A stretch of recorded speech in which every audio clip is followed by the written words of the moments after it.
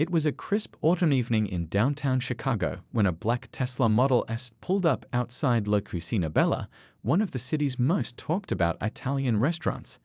The car's owner, a successful tech entrepreneur in his mid-30s, stepped out wearing a casual but clearly expensive outfit, a navy cashmere sweater, designer jeans, and limited edition sneakers that only those in the know would recognize. He'd just closed a major deal, bringing his company's innovative educational software to hundreds of schools across the country. After hours of negotiations and handshakes, his stomach was growling, and he'd heard great things about this place from his business partners. The restaurant's warm golden lights spilled onto the sidewalk through large windows, revealing a half-empty dining room with pristine white tablecloths and gleaming silverware. The delicious aroma of garlic, fresh herbs, and tomato sauce wafted through the air as someone opened the heavy wooden door. As he walked in, the first thing he noticed was the elegant chandelier casting a soft glow over the reception area. The second thing he noticed was how the host's welcoming smile suddenly disappeared upon seeing him. The host, a man in his 50s with graying hair and wire-rimmed glasses, quickly shuffled some papers on his podium and cleared his throat. "Good evening," our entrepreneur said with a friendly smile. "Table for one, please." The host barely looked up from his papers. "I'm sorry, sir, but we're fully booked for the evening." Just then, a couple walked in behind him, wearing outfits remarkably similar to his.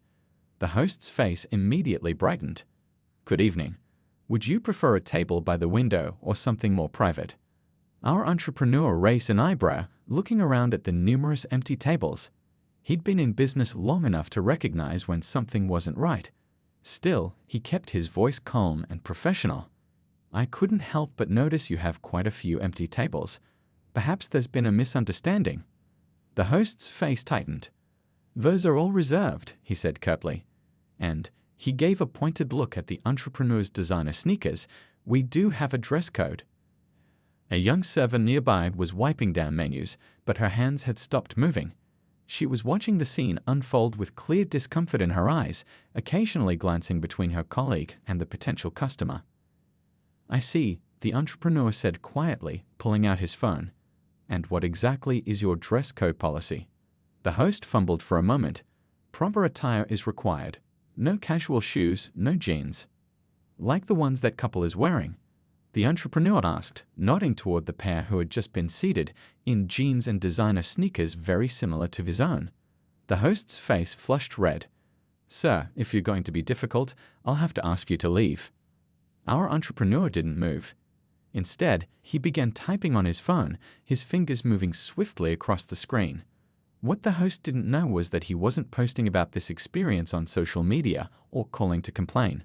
No, he was sending a message to his assistant with a very specific request: "Need everything you can find on La Cucina Bella.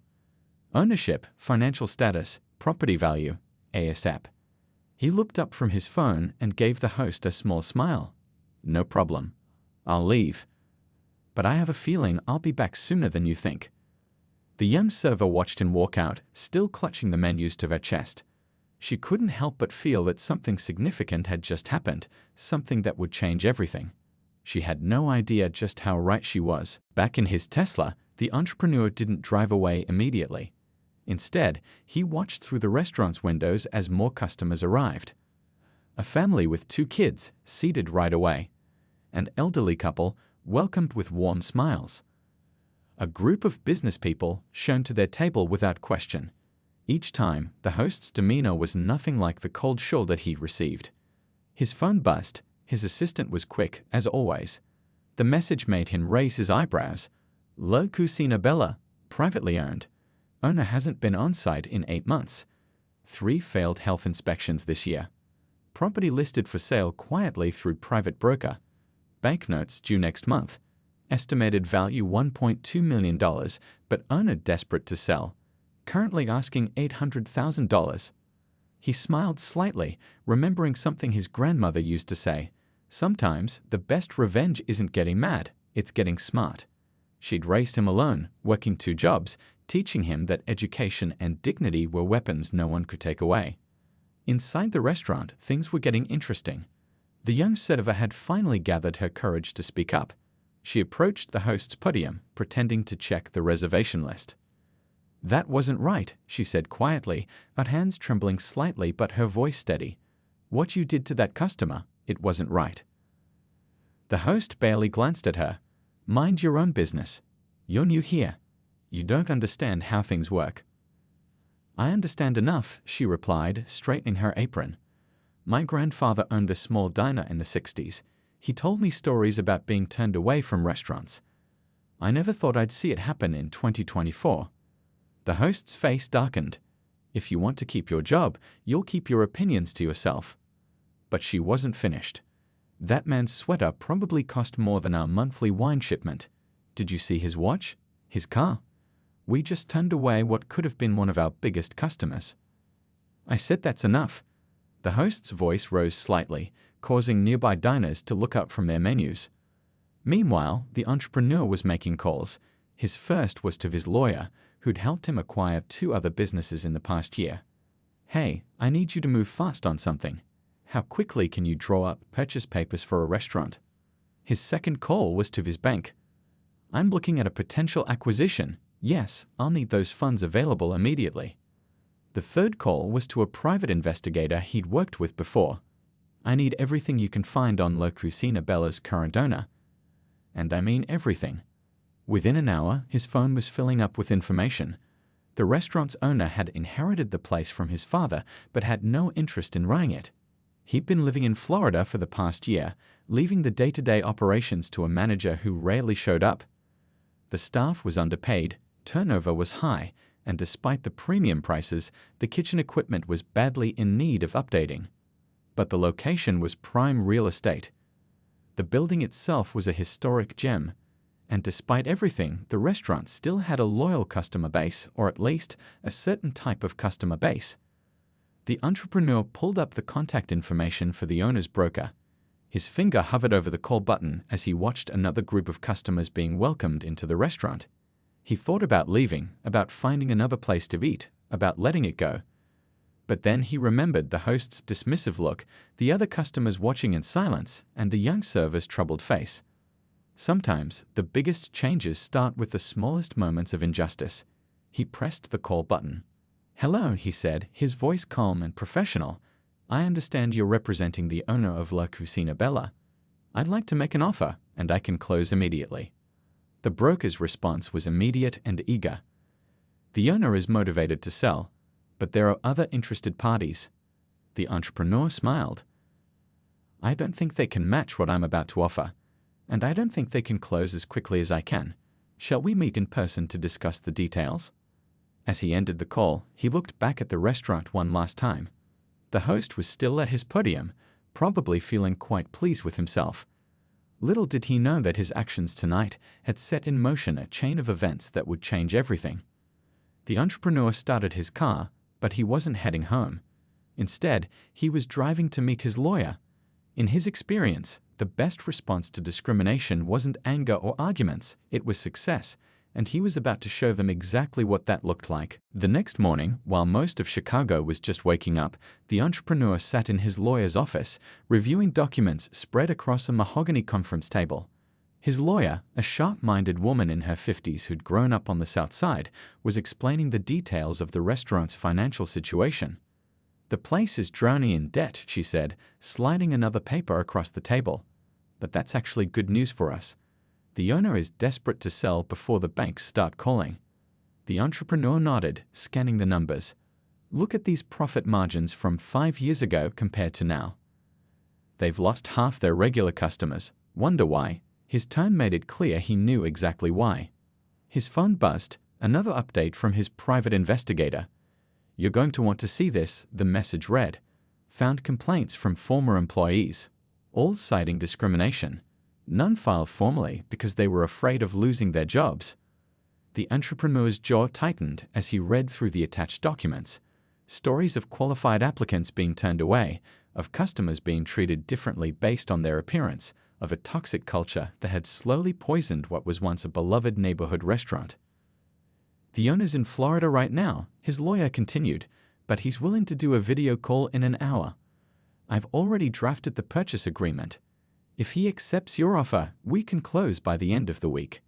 Just then, the entrepreneur's assistant rushed in with more papers. "The health department reports you asked for," she said, slightly out of breath. "And you were right, they've been cutting corners everywhere. The kitchen equipment is ancient, the refrigeration system is failing, and they haven't updated their ventilation system in 15 years. The entrepreneur leaned back in his chair, doing quick calculations in his head. The purchase price was just the beginning.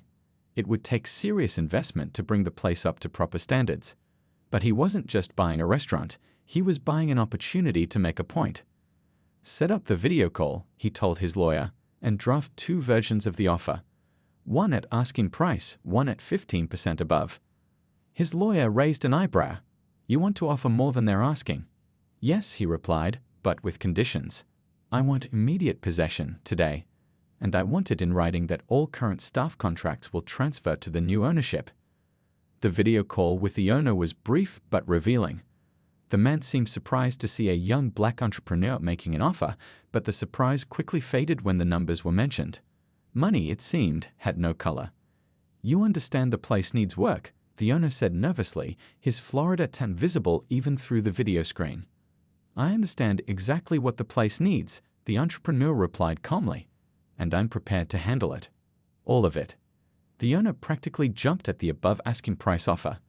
Papers were signed electronically, funds were transferred, and by early afternoon, the entrepreneur held the keys to La Cucina Bella in his hands. "Want to go see your new restaurant?" his lawyer asked with a knowing smile. He checked his watch. It was almost 3 o'clock. The middle of the afternoon lull between lunch and dinner service. The perfect time to make an entrance. "Actually," he said, "I have a quick stop to make first." 20 minutes later, he walked out of a high-end clothing store with a garment bag. Inside was the most expensive soup they carried, along with a crisp white shirt, Italian leather shoes, and a tie that cost more than most people's monthly car payments. If they want to talk about dress codes, he told his lawyer as they walked to his car, "Let's talk about dress codes." His assistant, who'd been coordinating with the bank, caught up with them in the parking lot. "Everything's set," she said. "The funds have cleared. You officially own La Cucina Bella." The entrepreneur nodded, thinking about the host who'd turned him away the night before, about the young server who'd tried to stand up for what was right, about all the people who'd been made to feel unwelcome in a place that was supposed to bring people together. "You know," he said, checking his reflection in the car window, "I'm feeling hungry. Think it's time to try the food at my new restaurant." His lawyer grinned. "This is going to be good." As they drove toward La Cucina Bella, the entrepreneur felt a mix of emotions: satisfaction at what he was about to do, sadness that such actions were still necessary in 2024, and hope that maybe, just maybe, this would be a step toward changing things for the better. What he didn't know was that the young server from the night before had just started her shift, and the host was already at his podium, ready for another evening of his usual practices. They had no idea their world was about to change completely. The sun was setting when 3 cars pulled up outside La Cucina Bella. From the first emerged the entrepreneur, now dressed in his impeccable new suit. From the second came his lawyer with a briefcase full of documents. The third car carried the restaurant's now former owner, who had caught the first flight from Florida after the deal closed, mostly to collect some personal items, but also out of curiosity about the man who'd bought his restaurant sight unseen. The host was arranging menus when he glanced up and froze. There, walking through the door, was the same man he'd turned away the night before, but now dressed in what was clearly a 5-figure suit. Behind him came 2 people in business attire carrying briefcases, and bringing up the rear was the owner. "Good evening," the entrepreneur said pleasantly, enjoying the host's rapidly paling face.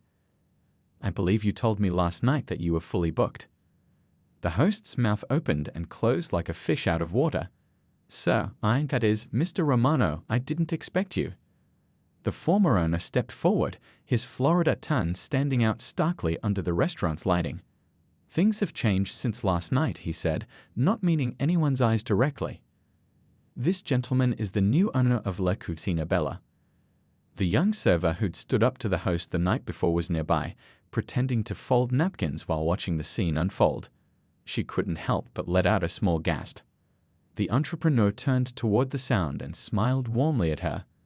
"I remember you from last night," he said. "You seemed uncomfortable with how things were handled. I appreciate people who can recognize right from wrong." The host began to sputter excuses. "Sir, about last night, there was a misunderstanding." "Oh, I don't think there was any misunderstanding," the entrepreneur cut in smoothly. "In fact, I think everything was perfectly clear. And that's exactly why I'm here." He turned to address the whole restaurant, the staff who had stopped their work to watch, the early dinner customers who were trying not to stare too obviously. "My grandmother used to tell me that when life serves you lemons, you don't just make lemonade, you buy the lemon tree and change how the fruit gets distributed." He smiled at the memory. "Last night, I was denied service in this restaurant. Rather than make a scene or file a complaint, I decided to buy the place instead." The silence in the restaurant was absolute. Even the clatter of dishes from the kitchen had stopped as the staff gathered to listen. Now he continued, "I could start by firing everyone who participated in discriminatory practices." The host seemed to shrink several inches.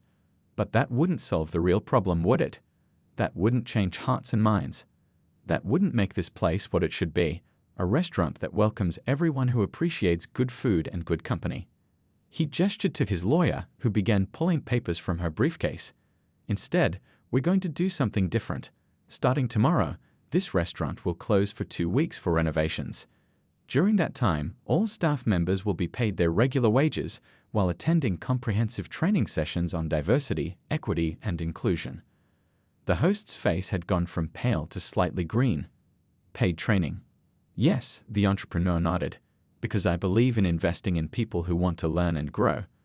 Those who complete the training successfully will be welcomed back with increased wages and better benefits. Those who don't," he let the sentence hang meaningfully. He turned to the young server. "And you, I'd like you to help oversee these changes.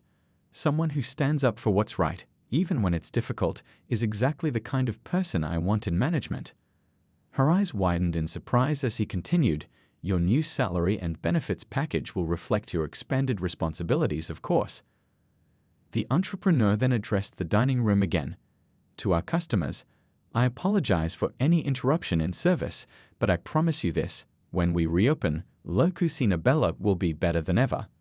Not just in terms of food and service, but as a place where every single person who walks through that door is treated with respect and dignity." He looked pointedly at the host. "Now I believe I'd like to have dinner. Is there a table available?" The host, hands shaking slightly, reached for a menu. "Ah, yes, sir, right this way." As they walked to the best table in the house, the entrepreneur could hear the buzz of conversation resuming behind him, could see the mix of shock and hope on the faces of the staff. Change was coming to La Cucina Bella, and it was going to start with dinner. The 2 weeks of renovation flew by like a whirlwind of activity. The entrepreneur had brought in not just construction crews to update the kitchen and dining room, but also some of the best consultants in the restaurant business. Every day brought new changes, both to the building and to the people who worked there. The training sessions weren't what anyone expected. Instead of dry lectures, they featured real people sharing real stories. A retired chef talked about his struggles opening a restaurant in the 1960s. A successful restaurant owner spoke about how diversity had made her business stronger. Even some regular customers came in to share their experiences of feeling unwelcome in various establishments. The host, who'd been at the restaurant for 15 years, sat in the front row of every session. At first, his arms were crossed, his face set in stone. But as the days passed, something began to change. It started with small things, questions asked during breaks, conversations with coworkers he'd never really talked to before. One afternoon, he raised his hand during a session. "I've been thinking," he said, his voice quieter than usual. "My grandfather was Italian. He came to Chicago in the 1950s, wanted to open a restaurant. 7 banks turned him down for loans because of his accent, because of where he came from." He paused, swallowing hard. "I never made the connection until now. I became what they were." The young server, now being trained for her management role, watched this transformation with a mix of surprise and hope. She was learning too, about leadership, about how to handle difficult situations, about how to build a team that looked out for each other. The kitchen was getting a complete overhaul. New equipment gleamed under bright lights, and the ventilation system actually worked properly for the first time in years. The chef, who'd been making do with failing appliances and outdated tools, looked like a kid on Christmas morning. "You know what this means?"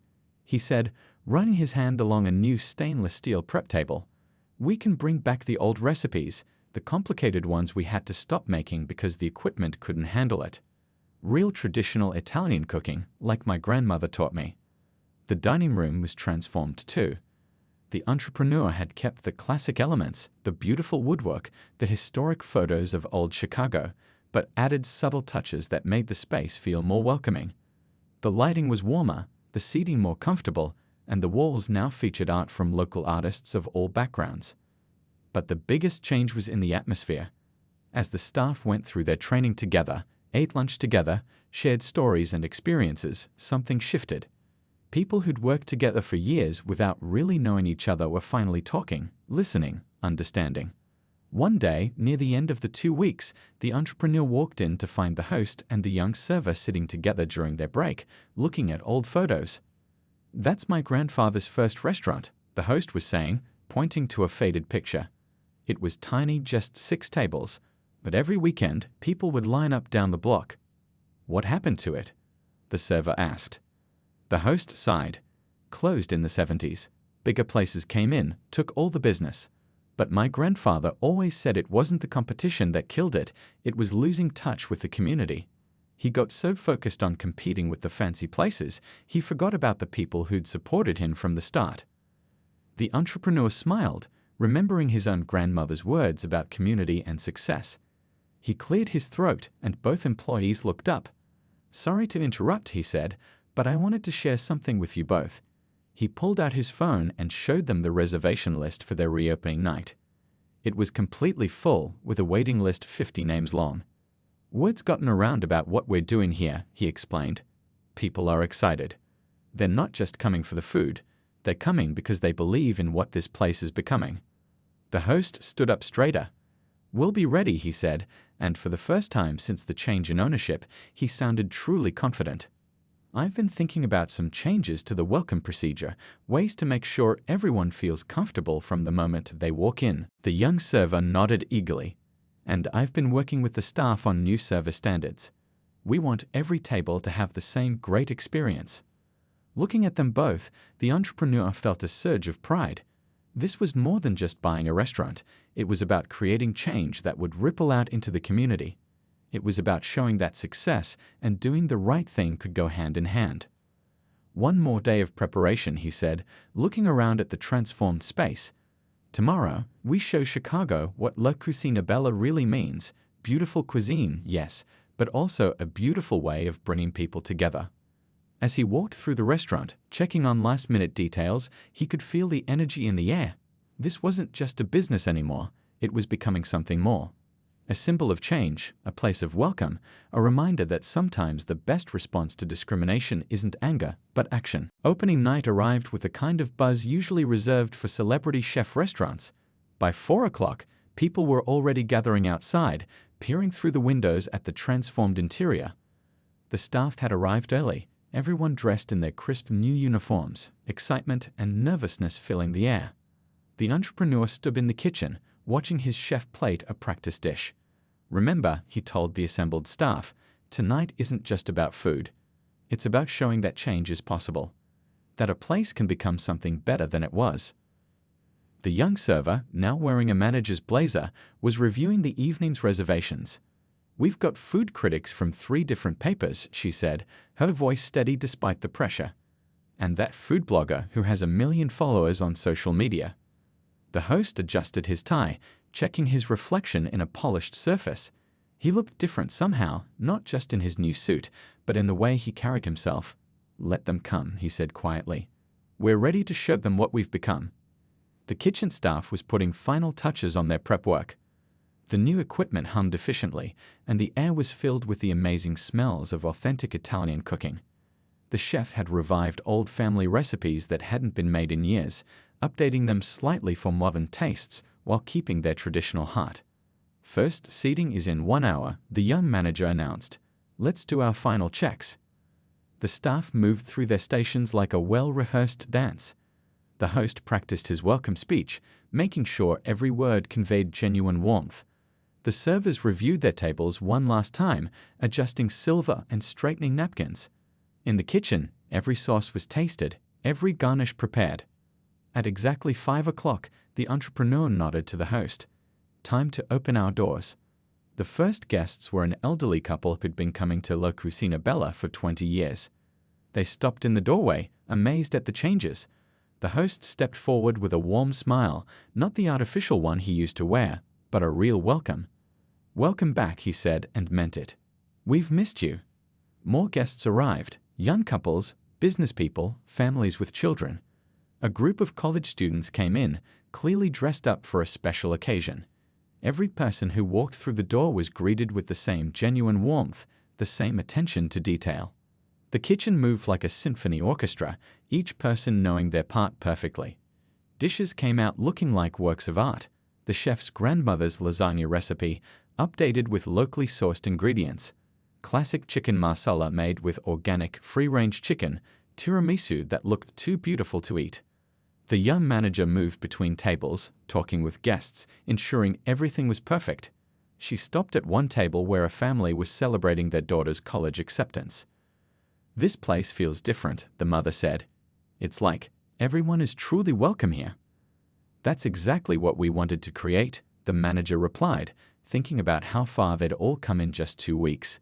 In the kitchen, the entrepreneur watched as orders flowed smoothly, as his staff worked together like they'd been doing it for years instead of days. He saw the host welcome a young black couple dressed for date night, saw the genuine smile and warm handshake, saw how he gave them one of the best tables in the house. A food critic was overheard saying it was the best Italian food he'd had outside of Italy. The social media influencer was taking pictures of everything, praising not just the food, but the atmosphere, the service, the feeling of inclusion and welcome that seemed to radiate from every corner. Near the end of the night, an unexpected guest arrived, the former owner, back from Florida. He stood in the entrance, looking around in amazement at what his old restaurant had become. The host welcomed him like any other guest, but there was a moment of shared understanding between them, a recognition of how much had changed. The entrepreneur watched all this from a quiet corner, thinking about that night 2 weeks ago when he'd been turned away. He could have gotten angry. He could have filed complaints. He could have tried to shame them on social media. Instead, he'd chosen to create change from within. As the last guests of the evening finished their meals, the buzz in the dining room was undeniable. People weren't just talking about the food, they were talking about how they felt being there, about the warmth of the welcome, about how La Cucina Bella had become more than just a restaurant. The chef came out to chat with a few tables, sharing stories about the recipes, about his family's cooking traditions. The host was already taking reservations for future nights, his reservation book filling up quickly. The young manager was everywhere at once, making sure every guest left with a smile. It wasn't just a successful reopening, it was a transformation. In 2 short weeks, they had turned a place known for exclusion into one celebrated for inclusion, and this was just the beginning. 6 months passed, and La Cucina Bella had become one of Chicago's most talked about success stories. The restaurant wasn't just surviving, it was thriving in ways nobody had expected. Every night, the tables were full of people from all walks of life, sharing meals and making memories. The entrepreneur sat in his office above the restaurant one evening, reviewing the latest financial reports. Revenue had tripled since the reopening. But it wasn't just about the money. The real changes went much deeper than that. He could hear the happy buzz of conversation floating up from the dining room below. Through his office window, he watched people arriving, saw the genuine warmth of the welcome they received. The host, the same one who'd turned him away that first night, had become one of the restaurant's biggest assets. His transformation wasn't just professional, it was personal. "You should see this," said the young manager, walking into his office with a local newspaper. The food section had done a follow-up story on La Cucina Bella. The headline read, "More than a meal, how one restaurant changed a community." The article told their story, how a successful entrepreneur had turned discrimination into opportunity, how a struggling restaurant had become a symbol of positive change. But more than that, It talked about the ripple effects their success was having across the city. Other restaurant owners had started reaching out, asking about their training programs. 3 other establishments had already implemented similar diversity initiatives. The host had even been invited to speak at a restaurant industry conference about transforming workplace culture. The entrepreneur walked downstairs to the dining room, stopping to chat with customers along the way. At one table, a grandmother was celebrating her birthday with her family. "I've been coming here for 30 years, she told him, "and it's never been better than it is now." At another table, a young couple was on their first date. The guy was nervously trying to pronounce the Italian dishes correctly, while his date helped him with the words, both of them laughing. The server attending their table made them feel comfortable, sharing stories about the dishes and making recommendations.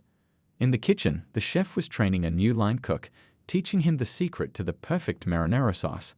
The kitchen staff had grown more diverse too, bringing new ideas and techniques that made the menu even better. They'd added fusion dishes that honored both Italian traditions and other culinary influences, creating something uniquely their own. The young manager approached with a smile. "Remember that food critic who came on opening night? He's back again, 4th time this month. Says he can't get our tiramisu anywhere else." The host was at his usual spot, but now his podium had photos displayed, pictures of staff celebrations, customer birthday parties, community events. This wasn't just a job for him anymore, it was a calling. He'd found his purpose in making people feel welcome, in showing others that change was possible. "You know what the best part is?" he told the entrepreneur. "Every night I get to prove my old self wrong. Every person who walks through that door is a chance to do better, to be better." The restaurant had started hosting community events too. Sunday afternoons were now dedicated to cooking classes where people could learn family recipes from different cultures. They'd partnered with local schools to provide internships for students interested in the restaurant business. Every month, they hosted a charity dinner supporting different community organizations. The entrepreneur watched as a family walked in, parents with 3 kids, all dressed up for a special occasion. 6 months ago, they might have been turned away. Now they were greeted like old friends, even though it was their first visit. "Your table is ready," the host said warmly, leading them to a comfortable spot. "And wait until you try our special tonight. It's the chef's grandmother's recipe." Later that evening, after the last customers had left and the staff was cleaning up, the entrepreneur gathered everyone together. It had become a nightly tradition, a moment to share stories, celebrate successes, and talk about ways to keep improving. "I want to thank you all," he said, looking around at the faces that had become like family. 6 months ago, this place taught me something important. Sometimes the best way to fight discrimination isn't with anger or revenge. Sometimes the best way is to create something so beautiful, so welcoming, that it changes hearts and minds without a single harsh word. The young manager raised her glass of sparkling water. "To La Cucina Bella," she said, "where everyone is family." "Where everyone is family," the staff echoed, and in those words was the truth of what they'd created, not just a successful business, but a place where barriers fell away, where people came together, where change wasn't just possible, it was happening every single day. As they all headed home that night, the entrepreneur took one last look at his restaurant. The sign above the door caught the streetlight, glowing softly in the darkness. La Cucina Bella, the beautiful kitchen. But now it meant so much more than that. It was a reminder that sometimes the most powerful response to discrimination isn't fighting back, it's showing a better way forward.